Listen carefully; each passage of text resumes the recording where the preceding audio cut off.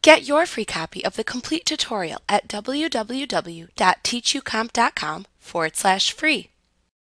If you are required to collect sales tax from customers, you must also make periodic payments of the sales tax you have collected to the appropriate taxing authorities.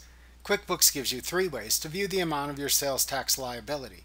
You can use either the Sales Tax Liability Report, the Sales Tax Payable Register, or the Pay Sales Tax window to view your sales tax liability amounts.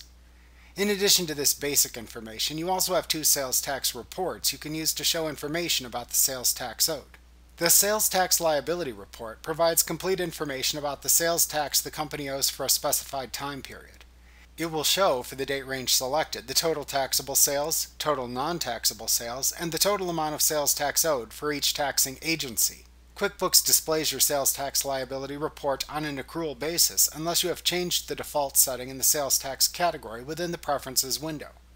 To view the sales tax liability report, select either Reports, Vendors and Payables, Sales Tax Liability, or select Vendors, Sales Tax, Sales Tax Liability from the menu bar to open the report.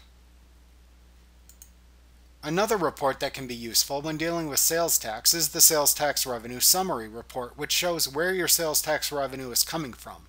It shows the sources of all taxable and non-taxable transactions broken down by individual sales tax codes. You can view this report by selecting either Reports, Vendors and Payables, Sales Tax Revenue Summary, or Vendors, Sales Tax, Sales Tax Revenue Summary from the menu bar.